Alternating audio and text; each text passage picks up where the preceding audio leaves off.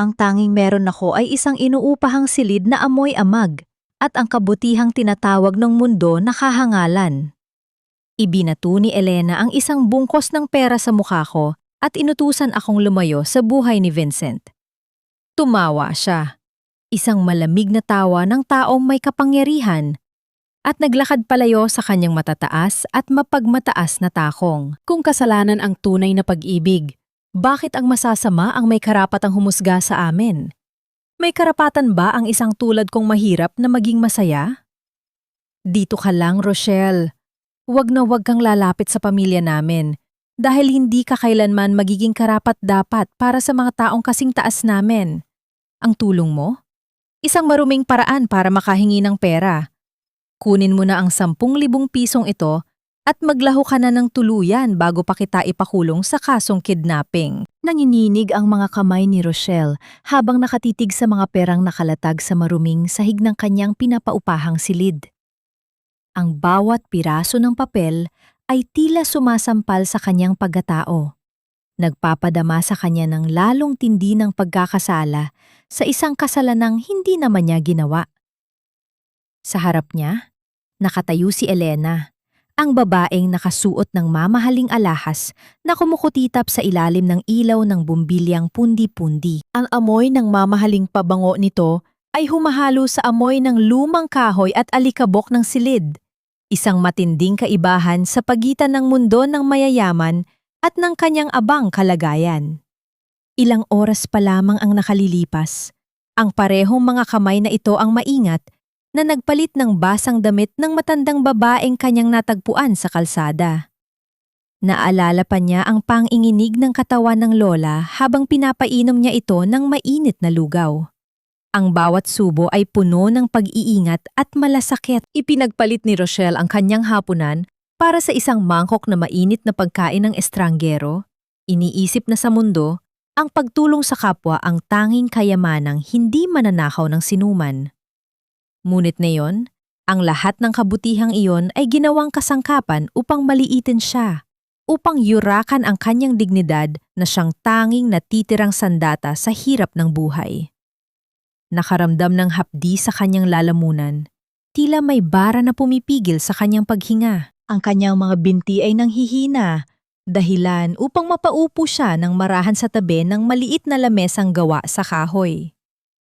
Napapikit siya ng mariin, sinusubukang pigilan ang mga luha na nagbabadyang pumatak. Hindi ang perang nasa sahig ang nagpapabigat sa kanyang dibdib, kundi ang sakit ng pagkakita sa kung paano itinuturing na basura ang kanyang pagmamalasakit. Ang matanda na kanyang inaruga, na ngayon ay wala nang malay sa kabilang kwarto, ang tanging saksi sa katotohanang walang halong kasamaan ang kanyang hangarin. Ano nga ba ang halaga ng isang pusong tumitibok para sa kapwa? Kung sa huli, ang kapalit lamang nito ay ang pagtataboy at pagdududa. Ang mundong ito, na tila napakakipot para sa mga taong katulad niya, ay unti-unting sumasakal sa natitirang liwanag sa kanyang mga mata. Sa gitna ng katahimikan ng gabi, ang tanging naririnig lamang niya ay ang mahinang pagpatak ng ulan sa bubungan ng yero. Bawat patak ay tila isang katanungang naghahanap ng kasagutan. Hanggang kailan magiging krimen ang pagiging mabuti sa isang mundong puno ng pagkukunyari? Tila naging mga patalim ang malamig na simoy ng hangin na pumasok mula sa siwang ng bintana. Pilit na ginigising ang natutulog na karalitaan ng silid. Umaga na, ngunit ang dilim sa puso ni Rochelle ay hindi pa rin napapawi ng sikat ng araw. Maingat niyang pinulot ang mga perang iniwan ni Elena kagabi.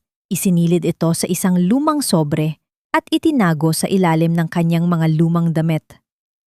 Kahit mamatay siya sa gutom, hinding-hindi niya gagamitin ang salaping itinapon sa kanya bilang pambayad sa kanyang dangal. Umagaw sa kanyang pansin ang mabibigat na yabag sa labas ng kanyang pinto, mga hakbang na nagpapanginig sa lumang kahoy na sahig ng pasilyo. Bago pa man siya makatayo, bumukas ang pinto at iniluwal nito ang isang lalaking may matikas na pangangatawan.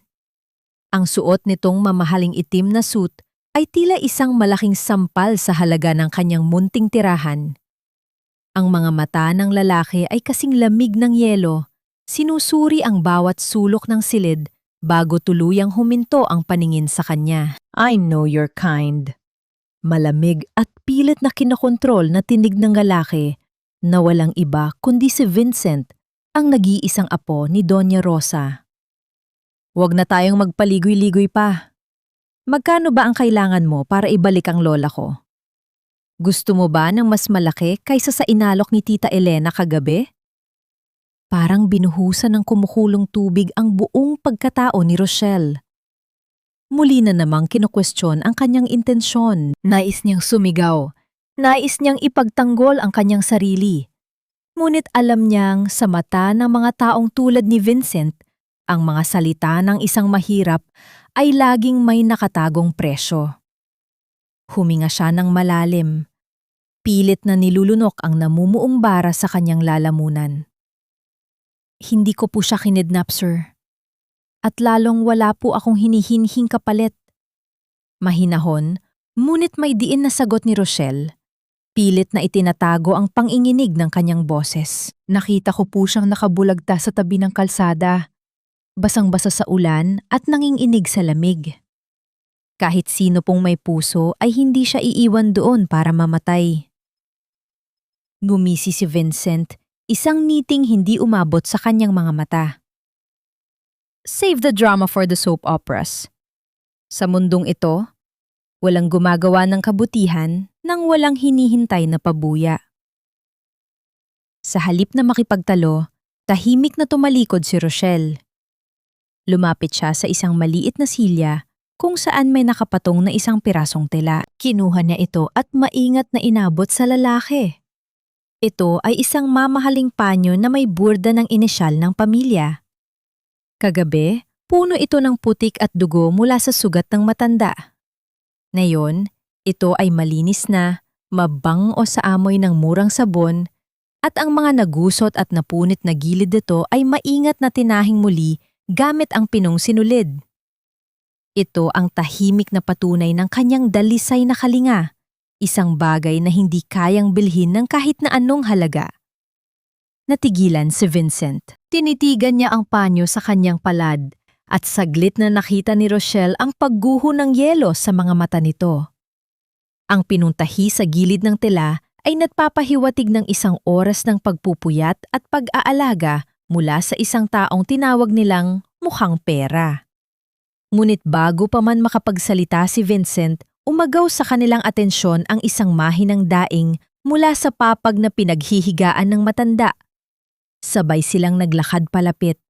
Dahan-dahang iminulat ni Doña Rosa ang kanyang mga mata na tila hinahanap ang liwanag matapos ang mahabang gabi ng kalituhan. Lola, lumuhod si Vincent sa tabi ng papag, ang boses ay puno ng pag-aalala at pangunggulila.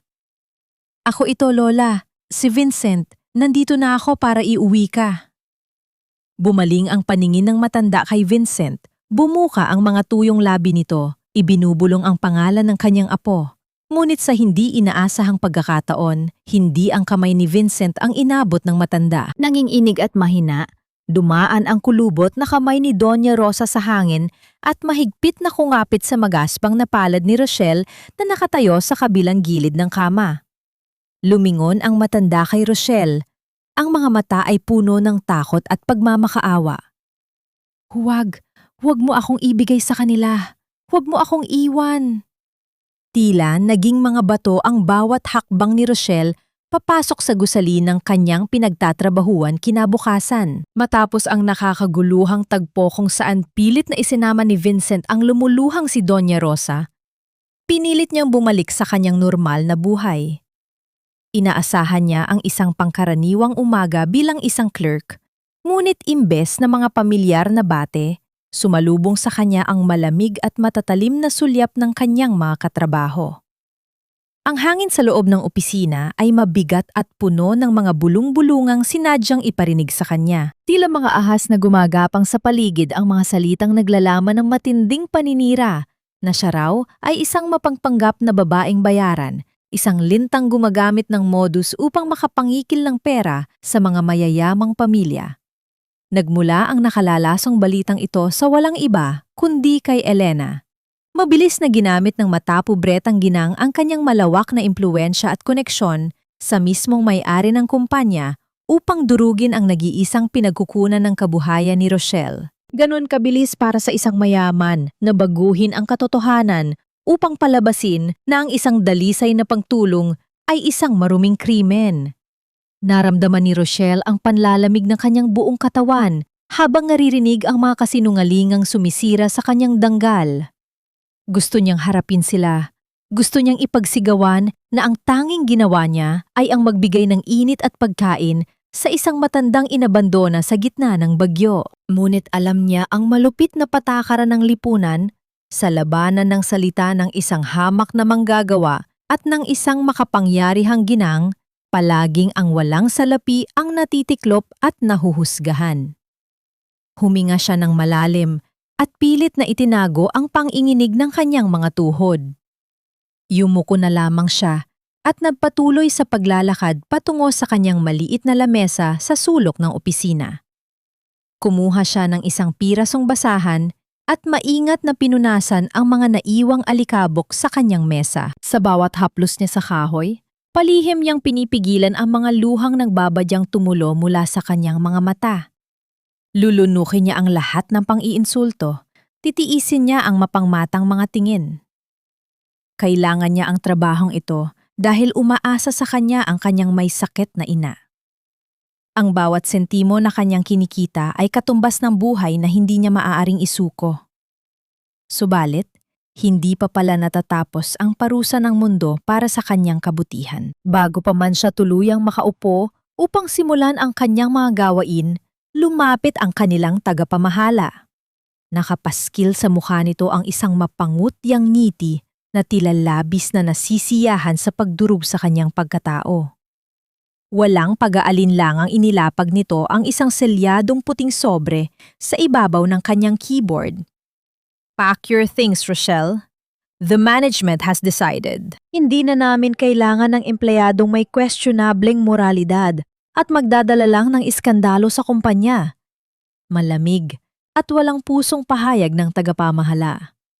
Nanlaki ang mga mata ni Rochelle habang nakatitig sa puting sobre na naglalaman ng kanyang katapusan habang ang buong opisina ay nakatingin sa kanya, walang ni isang nag-alok ng tulong o awa.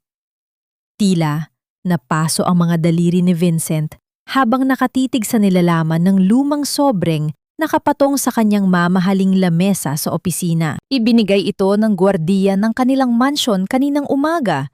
Iniwan daw ng isang babaeng namumutla at tila pagod na pagod bago tuluyang naglakad palayo sa ilalim ng tirik na araw. Sa loob ng sobre ay ang buong 10,000 piso na ipinagmalaki ni Tita Elena na hiningi raw ni Rochelle kapalit ng kalayaan ni Doña Rosa. Walang labis, walang kulang. Ngunit, ang mas nagpadurog sa matigas na paniniwala ni Vincent ay ang maliit na piraso ng papel na kasama ng mga salapi. Nakasulat doon sa malinis, ngunit nanginginig na mga letra. Hindi nabibili ng salapi ang tunay na malasakit, at kailanman ay hindi ko isasangla ang aking dangal para sa barya ng mga taong walang puso. Gumuho ang matayog na pader ng pagdududa na matagal nang nakatanim sa isipan ng binata. Sa loob ng maraming taon, namulat siya sa mundong lahat ng tao ay may nakatagong motibo, na ang bawat ngiti ay may katumbas na presyo at ang bawat pabor ay may hinihintay na kapalit. Subalit ang babaeng ito na inalipusta ng kanyang tiyahin at hinusgahan niya ng walang panghingimi, ay isinauli ang halagang maaari sanang mag-ahon sa kanya sa ilang buwang paghihirap. Kinain ng matinding konsensya ang puso ni Vincent nang malaman niya mula sa kanyang investigador na ipinasibak ni Elena si Rochelle sa trabaho ng mismong araw na yon at nilagyan pa ng mantsa ang malinis nitong pangalan. Sinira nila ang buhay ng isang inosenteng tao dahil lamang sa kanilang sariling kayabangan at makasariling takot. Binalot ng bilim at hamog ang masikip na eskinita kung saan nakaparada ang itim na sasakyan ni Vincent kinagabihan. Mula sa loob ng madilim na auto, Pinagmasdan niya ang nakabukas na bintana ng inuupahang silid ni Rochelle. Wala siyang lakas ng loob na kumatok o magpakita agad. Nakita niya ang dalaga na nakaupo sa malamig na sahig, nakayuko habang matiyag ang binibilang ang iilang barya mula sa isang lumang pitaka. Sa tabi nito ay isang reseta ng gamot na tila matagal lang hindi nabibili para sa may sakit nitong ina. Namamaga ang mga mata ni Rochelle, bakas ang matinding iyak at pagod mula sa kalupitan ng araw na iyon. Ang kanyang mga balikat ay bumabagsak sa bigat ng pasanin, ngunit pinupunasan niya ang kanyang mga luha ng walang sinisisi. Sa halip na magmukmok sa kawalan ng pag-asa, tumayo si Rochelle at kumuha ng basahan. Nagsimula siyang maglinis ng kanyang munting silid, isang tahimik na paraan upang labanan ang kalungkutan na unti-unting lumalamon sa kanyang diwa. Huminto siya sa tapat ng lumang papag kung saan natulog si Doña Rosa. Maingat niyang pinagpagan at inayos ang manipis na kumot. Ang kanyang mga kamay ay puno ng lambing na tila inaalagaan pa rin ang matanda sa kanyang imahinasyon. Isang malungkot, ngunit dalisay na ngiti ang sumilay sa kanyang mga labi, isang ngiting nagpapatunay na hindi niya pinagsisisihan ang ginawa niyang pagtulong kahit pa ito ang naging mitsa ng kanyang pagkasira. Hindi na namalayan ni Vincent na bumibigat ang kanyang paghinga habang pinagmamasdan ang bawat galaw ng dalaga. Unti-unting binuksan ng binata ang pinto ng kanyang sasakyan at humakbang palabas, hinahayaan ang malamig na simoy ng gabi na yakapin ang kanyang balat. Nakatayo siya sa gitna ng dilim, pinapanood ang babaeng nag-iisa sa loob ng maliit at maalikabok na silid. Hawak niya sa kanyang bulsa ang sobreng naglalaman ng katotohanan. Ngunit sa pagkakataong ito, hindi galit o pagdududa ang nagtutulak sa kanyang mga paa, kundi isang matinding katanungan na yayanig sa kanyang buong pagkatao. Paano niya hihingin ang kapatawaran ng isang babaeng pinagkaitan nila ng lahat, ngunit nananatiling pinakamayaman sa paningin ng Diyos? Ang malamig na simoy ng gabi ay hindi na nakatulong upang palamigin ang init na biglang gumapang sa dibdib ni Vincent. Ang tanging naririnig na lamang niya ay ang malakas na tibok ng kanyang sariling puso. Isang ritmo na tila nakikipagkumpetensya sa mahinang tunog ng pagkayod ng walis ni Rochelle sa sahig. Nang mapansin ni Rochelle ang lalaking nakatayo sa liwanag ng poste sa labas, tila nagpako sa kinatatayuan ang kanyang mga paa. Nag-aalangan siyang tumingin. Ngais niyang itago ang kanyang pagkaawa sa sarili. Ang pangit na tanawin ng kanyang munting tahanan na kasalukuyang saksi ng kanyang pagkalugi. Bakit ka pa bumalik, Sir Vincent? Mahina ang boses ni Rochelle, puno ng pagod na nagtatago ng mas matinding kirot. Wala na po akong trabaho. Wala na akong maipapakita sa inyo kundi ang pagiging mahirap ko. Pwede na po kayong umalis. Dahan-dahang humakbang si Vincent papasok sa munting silid, tila nag-aalangan na durugin pa ang natitirang mumunting pira-piraso ng pagkatao ni Rochelle. Sa pagkakataong ito, hindi na niya nagawang maging mayabang. Binaliwala niya ang alikabok at ang mga kagamitan na pawang lumana. Ang buong atensyon niya ay nakatuon lamang sa mga matang nagtatago ng napakaraming luha na hindi na pinapayagang tumulo. Hindi ako nandito para sa pera mo, Rochelle. Sagot ni Vincent. Ang kanyang tinig ay mas malambot kaysa sa inaasahan niya.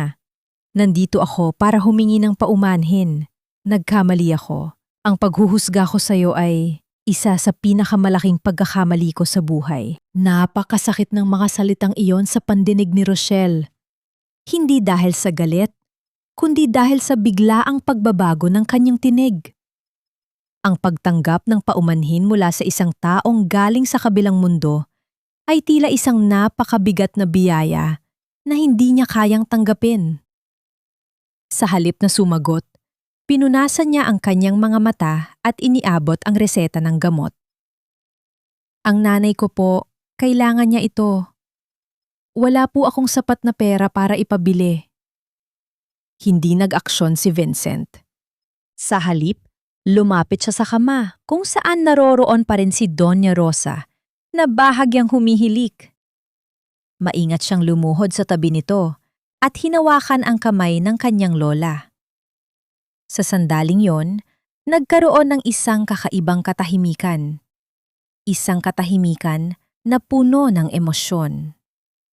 Ang pag-aalala ni Vincent para sa kanyang lola ay tila nag-uugnay sa kanya kay Rochelle sa isang hindi maipaliwanag na paraan. Tumingin si Vincent kay Rochelle na nakatayo pa rin sa may pintuan. Uwi na si Lola bukas, Sabi ni Vincent. babalik siya sa mansyon. Pero hindi ko siya iiwan. At hindi rin kita iiwan. Tila nabingi si Rochelle sa mga salitang yon. Hindi siya naniniwala sa kanyang pandinig. Dahan-dahan, inabot ni Vincent ang kamay ni Rochelle. Walang anumang pag-aalinlangan. Mahigpit itong hinawakan ng dalaga. Ang pagdampi ng kanilang balat ay tila isang kuryenteng dumaloy sa kanilang katawan. Hindi na niya inalintana ang lamig ng kamay ni Vincent. Ang mahalaga ay ang init na dala ng paghawak nito. Ang mga kamay na minsang nagbigay ng kasinungalingan ay ngayon ay nagbibigay ng pangako. Inakay ni Vincent si Rochelle patungo sa kanyang sariling upuan. Itinulak ang mga gamit niya patagilid at marahang inupuan ang dalaga sa ibabaw ng kanyang upuan. Bago pa man makapagprotesta si Rochelle, umupo si Vincent sa tabi niya. Ang kanilang mga balikat ay halos magkadikit. Hindi na niya inalintana ang lamig ng kamay ni Vincent. Ang mahalaga ay ang init na dala ng paghawak nito. Ang mga kamay na minsang nagbigay ng kasinungalingan ay ngayon ay nagbibigay ng pangako. Inakay ni Vincent si Rochelle patungo sa kanyang sariling upuan. Itinulak ang mga gamit niya patagilid at marahang inupuan ang dalaga sa ibabaw ng kanyang upuan. Bago pa man makapagprotesta si Rochelle, umupo si Vincent sa tabi niya. Ang kanilang mga balikat ay halos magkadikit. Hindi sila nagsalita, ngunit ang katahimikan ay mas makapangyarihan kaysa sa anumang pag-amen. Tinitigan ni Vincent ang mga mata ni Rochelle at sa unang pagkakataon, nakita niya doon ang pag-asa na matagal nang nawala. Dahan-dahan, inangat niya ang kamay ni Rochelle at inilapat ito sa kanyang pisngi, isang kilos na puno ng paggalang at pag-amen. Ang pisngi ni Rochelle ay biglang uminit, hindi dahil sa kahihiyan, kundi dahil sa matinding emosyon na hindi niya na kayang pigilan. Ngunit sa sandaling iyon ng katahimikan na puno ng lihim na pangako, isang matalim at mapanirang boses ang pumutol sa mahika. Ano itong ginagawa mo, Vincent? Pinupulot mo ang mga basura na itinapon na namin sa kalsada? Lumingon silang dalawa. Si Elena ay nakatayo sa pintuan. Ang kanyang mukha ay nagbago mula sa pagiging kalmado patungo sa isang maskara ng matinding galit. Sa likuran niya ay nakatayo si Doña Rosa na nakasuporta sa isang tungkod. Ang kanyang ekspresyon ay hindi mabasa. Ang biglaang paglitaw ni Elena ay parang isang bato na ibinato sa isang tahimik na lawa. Ang bawat alon ng galit ay lumalaki at humahampas sa munting mundo ni na Vincent at Rochelle. Ang ngiti na nagsisimula ng sumibol sa labi ni Rochelle ay biglang naglaho, napalitan ng mabilis na paghila ng kanyang kamay mula sa pagkakahawak ni Vincent. Ang init na dahan-dahang nagbigay buhay sa kanyang mga kuko ay muling napalitan ng lamig ng pagtatakwil. "Tita Elena!" Mariing tinawag ni Vincent ang tiyahin, tumayo at humarang sa pagitan ni Rochelle at mang babaeng nagdadala ng apoy. "Wala kang karapatang mamahayag sa pribadong desisyon ko. Walang kinalaman ang mga bagay na ito sa'yo." Ngunit si Elena ay hindi nagpaawat. Ang kanyang mga mata ay nakapako kay Rochelle, la ngayon ay nakayuko. Nagmumukhang mas maliit kaysa dati sa upuang gawa sa kawayan. Para kay Elena, ang babaeng ito ay hindi lamang isang kalaban sa pag-ibig ni Vincent, kundi isang simbolo ng lahat ng kawalang katiyakan na kinatatakutan niya sa mundong pinagsasaluhan nila ng kanyang asawa at biyenan. "Karapatan ko? Vincent, ang bahay na ito, ang pangalan na binibitbit mo, ang lahat ng ari-arian na ito ay pawang nasa ilalim ng aking pangangalaga habang nagpapagaling pa si Doña Rosa. At ikaw na basahan. Sigaw ni Elena. Hindi na nag-abala pang itago ang kanyang pagkamuhi. Ang kanyang tinig ay tumatago sa mga dingding ng kahoy. Isang teleserye villain sa pinakamalinaw nitong anyo. Ang tawag mo dyan? Pag-aalaga? Hindi ba't ipinagtanggal na kita sa trabaho? Hindi ba't binayaran na kita upang umalis sa mundong ito? At heto ka pa rin, kumakapit na parang linta sa leeg ng aking pamangkin. Tumingin si Elena kay Rochelle na may isang matinding pandidiri. Wala kang pinag-aralan. Wala kang pamilya na mabibigay sa iyo ng karangalan. At ang tanging alam mo ay ang magpanggap na inosente at mahabagin para malinlang ang isang lalaking walang pag-iisip na tulad ni Vincent. Sa likuran ni Elena, mahinang umubo si Doña Rosa. Ang matanda ay nakatayo, suportado ng kanyang tungkod. Ang mga mata ay nakapako sa sahig, tila hindi na nakikialam sa nagaganap na pag-aaway. Ngunit ang kanyang mga kamay na humahawak sa tungkod ay nanginghinig ng bahagya. Ang bawat salita ni Elena ay dumudurog sa huling balanse ni Rochelle. Ang tanging pagtatanggol niya ay ang kanyang pag-iyak na tila ayaw ng huminto. Nais niyang makita ni Vincent ang lahat ng sakit na idinudulot ng mga salitang yon. Ngunit mas masakit pa ang hindi niya magawa ang magpakita ng lakas. Ang pagiging mabuti ay hindi pala sapat na panangga, laban sa pag-atake ng mga taong may pera at kapangyarihan. Hindi ka karapat-dapat sa pangalan ko, Vincent. Huwag mo hayaang siriin ng isang babaeng katulad dito ang lahat ng ating pinaghirapan. Ang pagmamahal na ipinapakita niya ay isang kasinungalingan, isang scam na sinubukan kong pigilan, ngunit sa kasamaang palad, tila hindi ka nagkamali ng pagpili ng kanyang kalaswaan. Ang salitang kalaswaan, ang huling patak na nagpatigil sa pagpipigil ni Rochelle. Bumangon siya mula sa upuan. Ang kanyang mga mata ay nag-iba ng kulay. Mula sa pagiging malungkot ay naging matigas at determinado. Tama ka, Tita Elena. Mahinang sagot ni Rochelle. Ngunit ang bawat salita ay tila may bigat ng bato. Hindi ako karapat-dapat sa inyong pangalan. Hindi ako kasing yaman ninyo. Ngunit isang bagay ang tiyak. Ang puso ko ay mas malinis kaysa sa lahat ng inyong kayamanan. Dahan-dahan siyang naglakad patungo sa pintuan. Hindi na niya tiningnan si Vincent. Ang sakit ng pagiging hindi nauunawaan ay mas matindi pa kaysa sa sakit ng pagkawala ng trabaho. Sa bawat hakbang papalabas, iniwan niya ang lahat ng alaala ng kilig na naramdaman niya kanina, tulad ng pagtanggal ng mamahaling damit na hindi naman niya pag-aari. Bago pa man siya makalabas, narinig niya ang dagundong ng boses ni Doña Rosa, ang unang tunay na salita ng matanda sa loob ng mahabang panahon. Huwag mo siyang palayasin. Ngunit huli na ang lahat. Bumukas ang pinto at lumabas si Rochelle. Dala-dala lamang ang matinding kahihiyan at ang pangako sa sarili na hindi na siya muling luluhod sa harap na kasinungalingan. Ang bawat hakbang niya palayo sa mansyon ay isang hakbang papalayo sa sinasabing kapalaran niya. Ang hangin sa labas ng bakuran ng mansyon ay tila mas malakas at mas malamig kaysa sa anumang bagyo na naranasan ni Rochelle. Bawat hakbang niya palayo ay isang mabigat na paghila sa kanyang kaluluwa at ang bawat patak ng luha na pumapatak sa kanyang pisingi ay tila naguhuga sa alaala ng init na pansamantalang nadama niya sa piling ni Vincent. Ang mga salita ni Elena, ang tila walang hanggang pag-uulit na siya ay basura, linta at walang pinag-aralan, ay paulit-ulit na umaalingaw-ngaw sa kanyang isipan, mas malakas pa kaysa sa tunog ng kanyang mga paa na tumatakbo sa sementadong daan. Ang kanyang unang instinct ay bumalik sa kanyang maliit na silid, magtago at muling magpanggap na hindi siya nasaktan.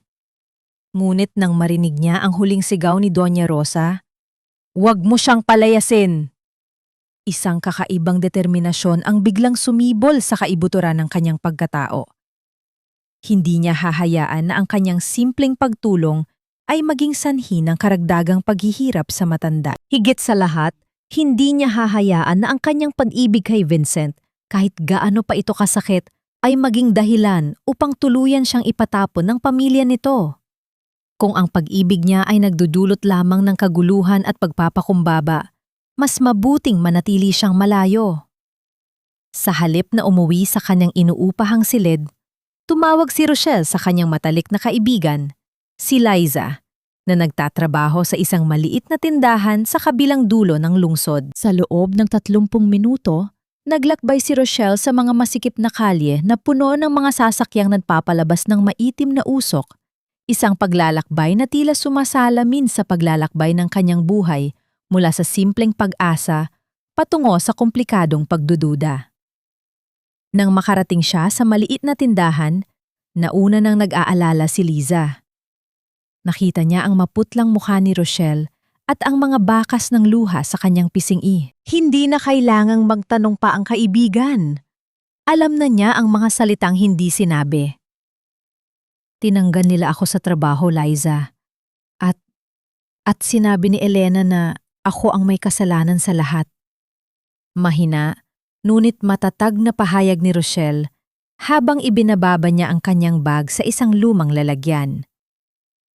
Inakay siya ni Liza sa isang sulok kung saan mayroong isang maliit na upuan at pinainom siya ng isang basong tubig na may asukal. Anong gagawin mo ngayon? Tanong ni Liza.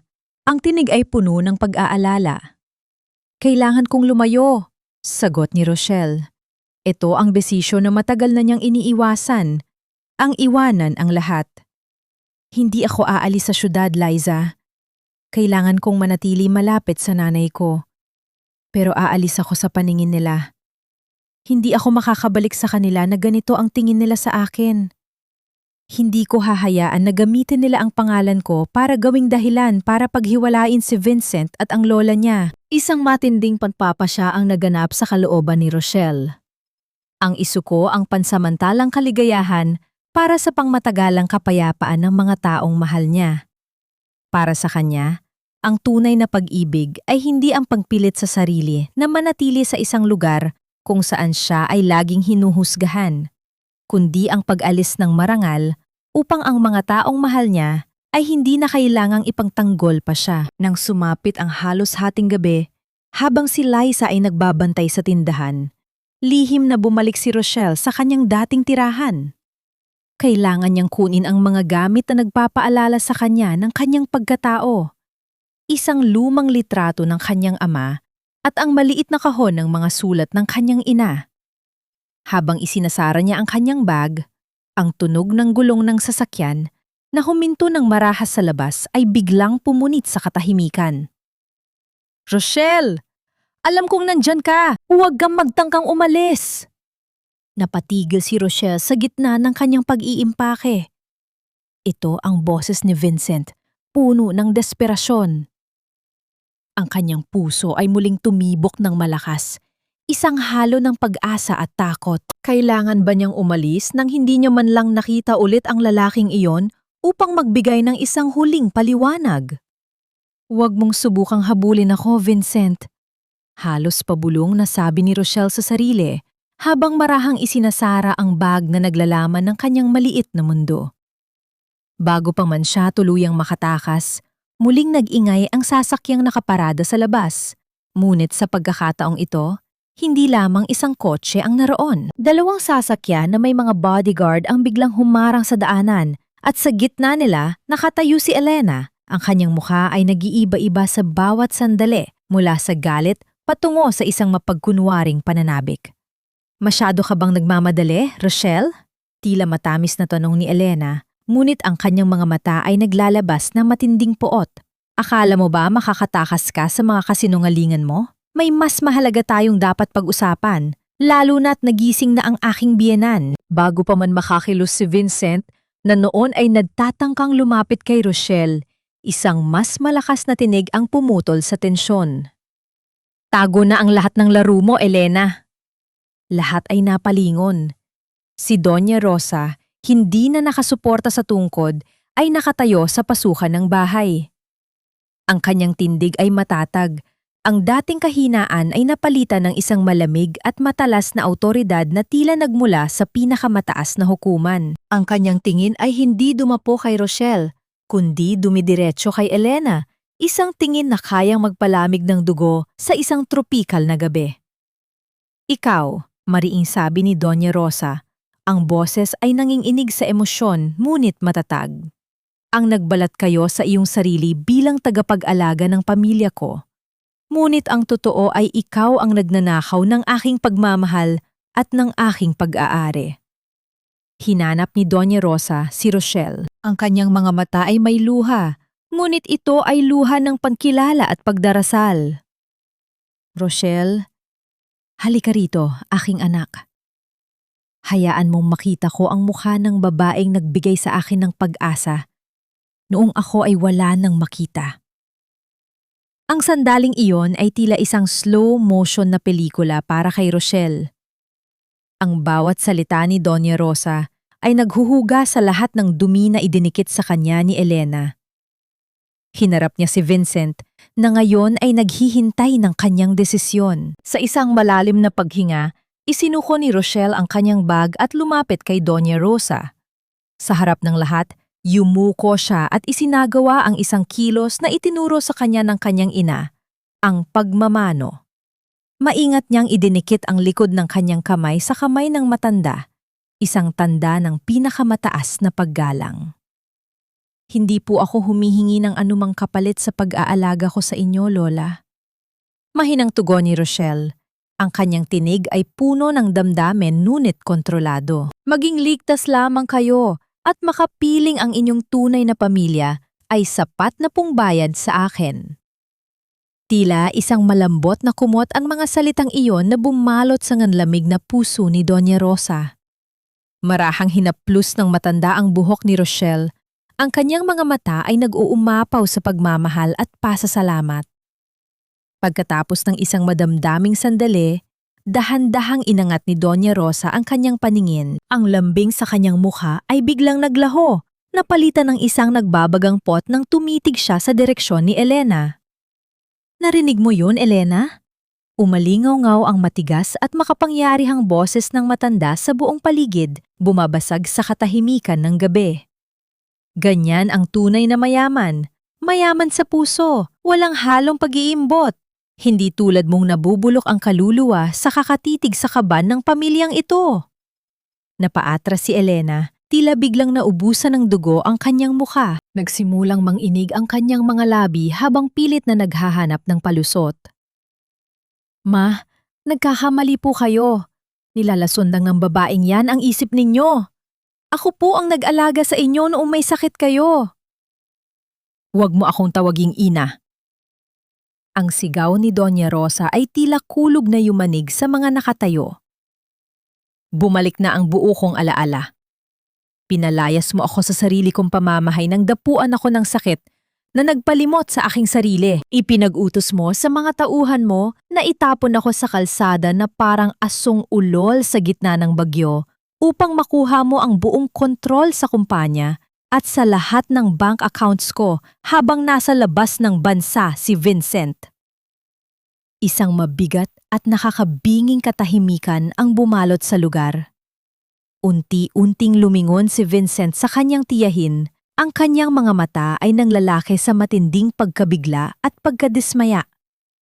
Gumuho ang lahat ng paggalang na natitira niya para kay Elena. Ang mga hakbang ni Vincent palapit kay Elena ay mabibigat at puno ng banta. Kaya ba pilit mong sinisiraan si Rochelle?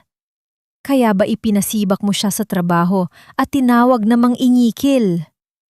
Nang inginig ang panga ni Vincent, ang kanyang mga kamao ay nakakuyom ng mahigpit sa gilid ng kanyang katawan. Dahil natatakot kang malaman ko na ang babaeng hinuhusgahan natin ay ang nag-iisang taong nagligtas sa lola ko mula sa kamatayan na ikaw mismo ang nagplano. Umiling ng mabilis si Elena, umatras at napakapit sa pinto ng kanyang mamahaling sasakyan. Sinubukan niyang humingi ng tulong sa mga bodyguard na nakatayo sa paligid, ngunit sabay-sabay na umiwas ng tingin ang mga ito at humakbang palayo sa kanya. Wala nang sinuman ang magtatanggol sa isang kasinungalingan na nabunyag sa mismong liwanag ng katotohanan. Lumapit si Doña Rosa. Hindi na kailangan ng tungkod. Ang kanyang bawat galaw ay puno ng otoridad na matagal nang kinatatakutan at nirerespeto sa mundo ng negosyo. Simula sa gabing ito, tinatanggalan kita ng lahat ng karapatan, Elena. Kukunin ko pabalik ang bawat sentimo, bawat titulo, at bawat kapangyarihan na ipinagkatiwala ko sa iyo. Wala kang dadalhin, kundi ang mga damit na suot mo at magpasalamat ka na lamang na hindi kita ipapakulong alang-alang sa alaala ng yumaong kong anak na naging asawa mo. Parang pinutulan ng mga pakpak si Elena. Ang dating niyang taas noong tindig ay naglaho, napalitan ng panghinginig ng matinding kahihiyan at galit. Tiningnan niya si Rochelle nang may nag-aapoy na pot. Isang tingin na nag-iiwan ng piping banta bago siya pilit, na isinakay ng mga gwardiya sa kotse upang palayasin. Nang tuluyan ng maglaho ang sasakyan ni Elena sa dilim ng kalsada, bumagsak ang tensyon. Naramdaman ni Rochelle ang matinding pagod sa kanyang mga tuhod. Ngunit bago pa man siya matumba, dalawang malalakas na braso ang sumalo sa kanya. Si Vincent. Ang pamilyar na init ng lalaki ay muling yumakap sa kanyang malamig na katawan. Tumingala si Rochelle at nakita niya ang luhang tahimik na tumutulo mula sa mga mata ng binata, mga luhang puno ng pagsisisi at pagmamakaawa na tila nang tatanong kung may natitira pa bang puwang sa puso niya para sa pagpapatawad. Ang buong mansyon ng pamilya, na dati ay puno ng malamig na hangin at mga anino ng panlilinlang, ay tila nabalot ng kakaibang liwanag sa sumunod na umaga. Si Rochelle, sa kabila ng pag-aalinlangan, ay natagpuan ang kanyang sarili sa gitna ng hapagkainan na may mahahabang mesa, nakaupo sa tabi ni Doña Rosa. Ang mga tauhan sa mansyon, na dati ay nakatingin sa kanya ng may panghuhusga, na yon ay nagbibigay ng magagalang na pagbate, isang pagbabago na tila isang panaginip na hindi niya nais magising. Subalit sa kabila ng marangyang paligid, ramdam pa rin ni Rochelle ang bigat ng nakaraan. Bawat pader, bawat mamahaling painting, at maging ang mga gamit na pilak sa mesa ay nagpapaalala sa kanya na siya ay isang dayuhan sa mundong ito. Ang mga tanong na hindi nasagot, bakit siya ang napiling iligtas ng tadhana? Bakit sa kabila ng kanyang kahirapan, ang pamilyang ito ang naging daan ng kanyang pagbabago? Huwag kang mag-alala, Rochelle. Mahinahong wika ni Doña Rosa na parang nababasa ang bawat tibok ng kaba sa dibdib ng dalaga. Hindi mo kailangang maging iba. Ang tanging dahilan kung bakit kita dinala rito ay hindi para baguhin ka, kundi para patunayan na ang dangal ay hindi nasusukat sa laman ng pitaka, kundi sa kung paano mo pinahahalagahan ang kapwa sa oras ng pagsubok. Naramdaman ni Rochelle ang kamay ng matanda na dahan-dahang tumapik sa kanyang sarili. Sa kabilang dulo ng hapag, tahimik na pinagmamasdan ni Vincent ang buong tagpo. Ang kanyang mga mata ay hindi na nagtatago ng galit o pagdududa. Sa halip, puno ang mga ito ng paghanga at isang uri ng pagpapakumbaba na hindi niya kailanman na ipakita noon. Rochelle, panimula ni Vincent nang matapos ang kanilang almusal. Ang kanyang tinig ay seryoso, ngunit punong-puno ng lambot.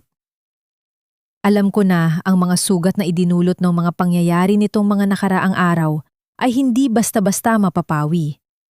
Ang pagtrato ko sa iyo noon, ang mga salita ng pamilya ko, alam ko na hindi sapat ang isang simpleng paumanhin.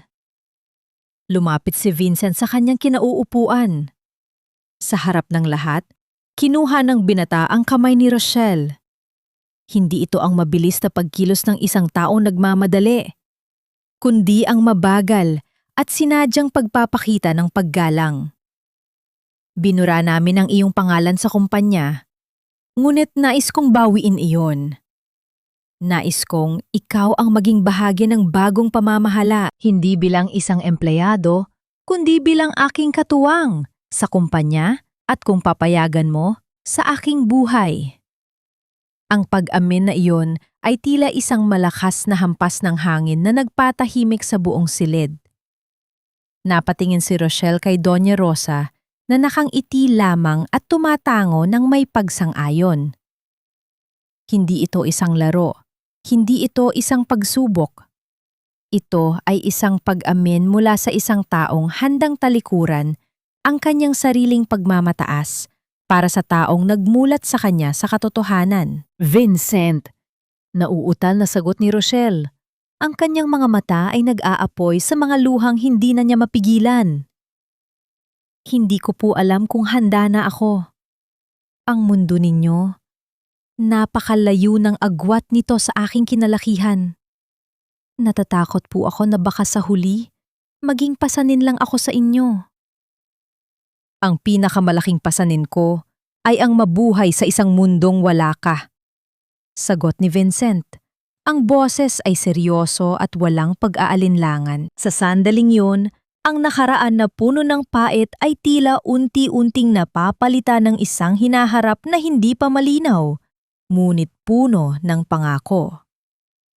Sa harap ng kanilang mga mata, ang pamilya na dati ay nagtataboy sa kanya ay nagsisimula ng bumukas. Hindi man ito perpekto, hindi man madali, ngunit sa unang pagkakataon, hindi na mag-isang haharapin ni Rochelle ang mundo.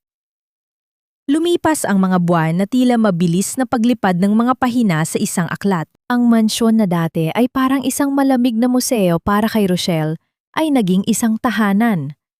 Ang bawat sulok ay napuno ng kanyang tawa, ng kanyang mga simpleng palamuti, at ng amoy ng lutong bahay na pagkain na madalas niyang ihanda para kay Doña Rosa. Sa ilalim ng kanyang impluwensya, ang buong kabahayan ay natutong ngumiti muli. Sa kumpanya, hindi naging madali ang lahat. Ang pagpasok ni Rochelle bilang kanang kamay ni Vincent ay sinalubong ng mga mapanuring mata at bulong-bulungan mula sa mga empleyado at board members na dati ay panig kay Elena. Ngunit hindi siya nagpatinag, gamit ang kanyang likas na sipag, katapatan at isang pusong laging nakikinig sa hinaing ng mga ordinaryong manggagawa, unti-unti niyang nakuha ang respeto ng lahat. Ang kanyang mga mungkahi na laging nakabatay sa malasakit at praktikalidad ay nadulot ng malaking pagbabago sa kultura ng kumpanya. Nakita ng lahat na hindi lamang siya isang nobya ng boss, kundi isang tunay na lider na may kakayahang mag-angat sa mga nasa ilalim. Si Vincent naman ay tila isang bagong tao. Ang dating lamig sa kanyang mga mata ay napalitan ng init sa tuwing tinititigan niya si Rochelle. Ang kanyang pagmamahal ay hindi na lamang ipinapahayag sa mga salita, kundi sa mga maliliit na gawa. Ang pag-aabot ng kape sa gitna ng abalang araw, ang paghihintay sa kanya hanggang matapos ang trabaho, at ang tahimik na pagsuporta sa bawat desisyon na kanyang ginagawa. Ang kanilang relasyon ay hindi perpekto. May mga araw ng hindi pagkakaunawaan at pag-aalinlangan, lalo na't sinusubukan nilang pag-isahin ang dalawang magkaibang mundo. Ngunit sa bawat pagsubok, mas lalo silang nagiging matatag. Pinapatunayan na ang pag-ibig na binuo sa katotohanan ay kayang lagpasan ang anumang pagsubok. Isang hapon, habang abala si Rochelle sa pag-aaral ng isang bagong proyekto sa kanyang opisina, dahan-dahang pumasok si Vincent na may dalang isang maliit na sobre. Hindi ito isang opisyal na dokumento ng kumpanya. Para saan ito? Tanong ni Rochelle, nakangiti habang binubuksan ang sobre. Sa loob nito ay isang lumang litrato. Ito ay kuha sa isang probinsya, nagpapakita ng isang munting bahay na kubo na napapaligiran ng mga bulaklak. Yan ang lupain ng mga lolo't lola ko sa probinsya, paliwanag ni Vincent. Ang kanyang boses ay puno ng pamilyar na nostalgia. Diyan ako lumaki. Simpleng buhay, malayo sa gulo ng syudad. Naalala ko, nangako ako sa sarili ko na babalik lang ako diyan kasama ang babaeng handa akong pagsilbihan habang buhay. Napatingin si Rochelle sa mga mata ni Vincent. Sa likod ng isang matagumpay na negosyante, nakita niya ang isang simpleng lalaki na nangangarap ng isang tahimik na buhay. Gusto kong dalhin ka doon, Rochelle. Gusto kong ipakita sa iyo ang mundo kung saan nagsimula ang lahat. Dagdag ni Vincent habang dahan-dahan niyang inilalabas ang isang maliit na kahon mula sa kanyang bulsa. Gusto kong doon, Sa harap ng mga bituin at sa ilalim ng mga puno, hilingin sa iyo na maging bahagi ng aking simula at ng aking katapusan. Ngunit bago pa man tuluyang mabuksan ni Vincent ang kahon na naglalaman ng singsing, isang tawag sa telepono mula sa kanyang sekretarya ang biglang pumutol sa kanilang sandali. Sir Vincent, may naghahanap po sa inyo sa labas. Si Mr. De Luca po, ang dating business partner ni Ma'am Elena. Giit po niyang makausap kayo tungkol sa isang utang na hindi pa nababayaran. Ang pangalang De Luca ay tila isang malamig na hangin na biglang pumasok sa silid, nagdadala ng babala ng isang bagong unos na paparatin. Ang pagdating ni Mr. De Luca ay hindi lamang isang simpleng pagbisita. Ito ay isang anunsyo ng digmaan. Siya ay isang taong nabubuhay sa anino ng mga ilegal na transaksyon. Isang kasosyo ni Elena sa maraming madilim na balak na hindi kailanman na isa publiko. Ang utang na kanyang sinisingil ay hindi tungkol sa pera, kundi tungkol sa isang kasunduang ginawa nila ni Elena. Ang pagsabotahe sa kumpanya ni Vincent mula sa loob upang makuha nila ito sa mas mababang halaga. Ngayong wala na si Elena sa eksena, si Vincent at ang kanyang bagong pamunuan ang naging target ng galit ni De Luca. Sinubukan ni Vincent na ayusin ang gusot sa legal na paraan. Ngunit si De Luca ay tila isang ahas na hindi basta-basta sumusuko. Gumamit siya ng mga pananakot, pagpapakalat ng mga maling balita sa media at pagmamanipula sa stock market upang sirain ang tiwala ng mga investor sa kumpanya. Bawat araw ay isang bagong laban. Ang dating tahimik na opisina ay naging isang war room at ang mga ngiti sa mukha ni na Vincent at Rochelle ay napalitan ng mga kunot sano. Sa kabila ng kaguluhan, nanatiling matatag si Rochelle sa tabi ni Vincent. Siya ang naging kalmado sa gitna ng unos, ang tinig ng katwiran sa tuwing nagpapadala si Vincent sa galit. Ginamit niya ang kanyang koneksyon at tiwala mula sa mga ordinaryong empleyado upang makakalap ng impormasyon, mga testimonya at mga ebidensya ng mga katiwaliang ginawa ni Elena at De Luca noong sila pa ang namamahala. Siya ang naging ilaw ni Vincent sa pinakamadilim na kabanata ng kanilang pakikibaka. Isang gabi, habang pauwi na si Vincent mula sa isang nakakapagod na pulong, napansin niyang may isang itim na sasakyan na sumusunod sa kanya. Pinabilis niya ang takbo, ngunit sa isang madilim na eskinita, hinarang siya nito. Bumaba ang dalawang lalaking nakamaskara, may hawak na mga tubo na bakal. Ito ay isang malinaw na mensahe mula kay De Luca. Kung hindi nila makukuha ang kumpanya, sisirain nila ang buhay niya. Ngunit bago pa man makalapit ang mga lalaki, isang maliwanag na ilaw mula sa isang paparating na sasakyan ang biglang sumilaw sa kanilang mga mata. Mula sa sasakyan ay bumaba si Rochelle, kasama ang hepe ng seguridad ng kumpanya at dalawang iba pang gwardiya. Vincent! Malakas na sigaw ni Rochelle. Ang kanyang boses ay nanginginig sa takot, ngunit puno ng determinasyon. Nagulat ang mga tauhan ni De Luca. Hindi nila inaasahan na may kasunod si Vincent. Ang kanilang plano ay mabilis na naudlot. Sa gitna ng pagkalito, nagawa nilang tumakas, ngunit hindi bago iwanan ng isang malinaw na banta. Nang makalapit si Rochelle kay Vincent, ang unang ginawa niya ay yakapin ito ng mahigpit. Naramdaman niya ang pang-inginig ng katawan ng lalaking mahal niya. Sa sandaling iyon, hindi sila ang makapangyarihang CEO at ang kanyang partner. Sila ay dalawang taong natatakot na mawala ang isa't isa. Paano mo nalaman? Tanong ni Vincent habang hinahaplos ang buhok ni Rochelle. May kutob ako. Sagot ni Rochelle, ang kanyang mga mata ay lumuluha. Narinig ko ang usapan ninyo ni Mr. De Luca sa telepono kanina. Alam kong hindi siya titigil.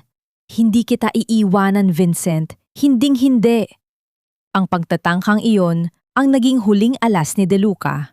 Gamit ang testimonya ng mga security guard at ang CCTV footage na nakuha ni Rochelle mula sa isang kalapit na gusali, nagsampa sila ng kaso. Ngunit ang pinakamalaking ebidensya ay nagmula sa isang hindi inaasahang tao.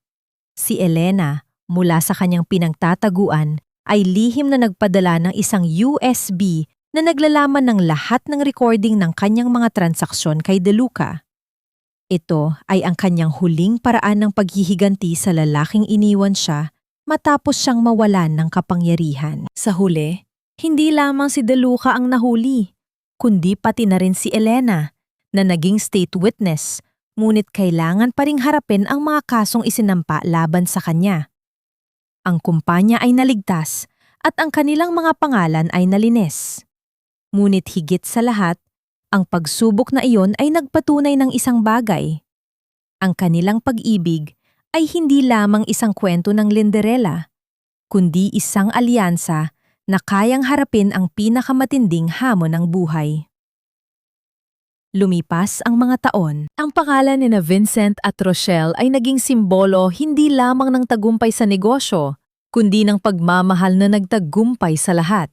Ang kanilang kwento ay paulit-ulit na ikinukwento sa mga pahayagan at telebisyon, hindi bilang isang tsismis ng kayamanan, kundi bilang inspirasyon sa mga ordinaryong taong nangangarap ng isang mas magandang buhay. Sa kanayunan, kung saan nagmula si Vincent, ang munting bahay na kubo ay muling naging buhay. Ito ay naging isang tahanan, hindi lamang para sa kanila, kundi para sa mga batang nangangailangan ng pagkalinga, mga matatandang inabandona, at mga taong naghahanap ng pag-asa sa isang mundong puno ng dilim. Tinupad nila ang kanilang pangako na ibalik ang biyaya na kanilang natanggap sa pamamagitan ng pagbibigay ng tulong sa mga nangangailangan. Si Doña Rosa, sa kanyang huling mga taon, ay nanatiling matatag na haligi ng kanilang pamilya. Ipinasa niya kay Rochelle ang lahat ng kanyang kaalaman at karunungan. Tinuturuan ito hindi lamang sa pamamahala ng negosyo, kundi sa pagpapahalaga sa tunay na kayamanan, ang mga taong nagmamahal sa iyo nang walang pasubali. Sa huling hantungan ng kanyang buhay, hindi na siya nag-iisa. Pinalibutan siya ng pagmamahal ng kanyang apo at ng babaeng itinuring niyang tunay na anak. Isang araw, bumisita si Rochelle sa kulungan kung saan nakakulong si Elena. Matagal na siyang nagbalawang isip kung gagawin niya ito. Ngunit sa huli, naisip niyang kailangan niyang bigyan ng kapayapaan ang kanyang sarili at bigyan ng pagkakataon si Elena na gawin din ang parehong bagay. Nakita ni Rochelle ang isang payat at maputlang Elena sa likod ng mga rehas na bakal. Ang dating marangyang babae ay tila isang anino na lamang ng kanyang sarili. Sa mga mata nito ay walang galit, walang kayabangan, tanging ang matinding panghihinayang. "Bakit ka nandito?" tanong ni Elena. Ang kanyang boses ay halos hindi marinig. "Hindi ako nandito para maghigante," sagot ni Rochelle. Ang kanyang tinig ay puno ng awa. "Nandito ako para magpatawad. Pinapatawad kita sa lahat ng ginawa mo sa akin. Sana, mapatawad mo rin ang iyong sarili." Nang marinig ni Elena ang mga salitang iyon, bumagsak ang kanyang mga balikat. Tumulo ang mga luha mula sa kanyang mga mata, mga luhang tila naghuhugas ng matagal ng nakatagong sakit. Walang sinuman ang bumisita sa kanya. Walang sinuman ang nagpatawad sa kanya. Ngunit sa sandaling iyon, naramdaman niya na hindi pa huli ang lahat para sa kanya. Bago umalis si Rochelle, iniwan niya kay Elena ang isang Biblia at isang maliit na rosaryo. "May pag-asa pa rin, Elena. Huwag kang mawalan ng pananampalataya.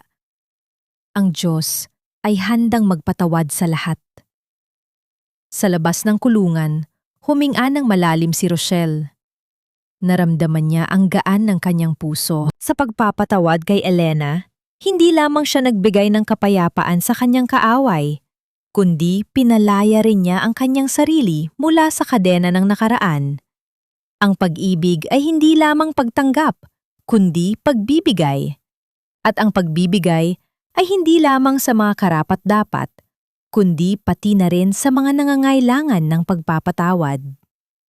Sa pagtatapos ng araw, habang nakaupo si Rochelle sa beranda ng kanilang tahanan sa probinsya, kasama si Vincent, tiningnan niya ang paglubog ng araw. Ang mga kulay ng langit ay nagsama-sama mula sa mainit na ginto patungo sa malalim na lila. Isang perpektong symphony ng kulay na tila sinasalamin ang kanyang sariling paglalakbay. Nakita niya si Vincent na ngumingiti sa kanya, ang mga mata nito ay puno ng pagmamahal at pagmamalaki.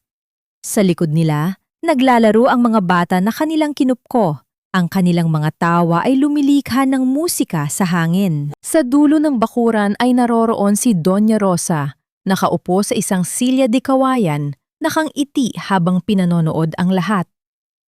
"Masaya ka ba, Rochelle?" tanong ni Vincent, hinawakan ang kamay niya. "Higit pa sa masaya, Vincent," sagot ni Rochelle. Ang kanyang boses ay tila isang himig. "Natagpuan ko ang aking tahanan. Natagpuan ko ang aking pamilya. Natagpuan ko ang aking pag-ibig." Hinalikan ni Vincent si Rochelle, isang halik na puno ng pagmamahal at pangako. Sa sandaling iyon, ang lahat ng hirap at paghihirap na kanilang pinagdaanan ay tila nawala. Ang kanilang kwento ay hindi isang fairy tale. Ito ay isang teleserye ng totoong buhay, isang kwento ng pag-ibig, pagdurusa at pagpapatawad. At sa huli, ang katotohanan ay nagtagumpay sa lahat. Ang pag-ibig ang nagwagi. Habang naglalaho ang huling sinag ng araw, nakita ni Rochelle ang isang imahe na nanatili sa kanyang isipan. Ang imahe ng kanyang ina na may ngiti sa kanyang labi na para bang sinasabi sa kanya na siya ay nasa tamang landas. At sa kaibuturan ng kanyang puso, naramdaman niya ang isang matinding kaligayahan. Ang kanilang paglalakbay ay hindi pa tapos, ngunit sa wakas, nakita nila ang pag-asa, ang katahimikan at ang kapatawaran. Ang kanilang kwento ay nagtatapos, ngunit ang kanilang pag-ibig ay mananatili. Isang walang hanggang alaala ng kung paano ang kabutihan ay palaging mananaig sa kasamaan. At sa bandang huli, sa bawat puso, ang tunay na kayamanan ay hindi ang salapi, kundi ang pagmamahal na nakatago sa kalooban.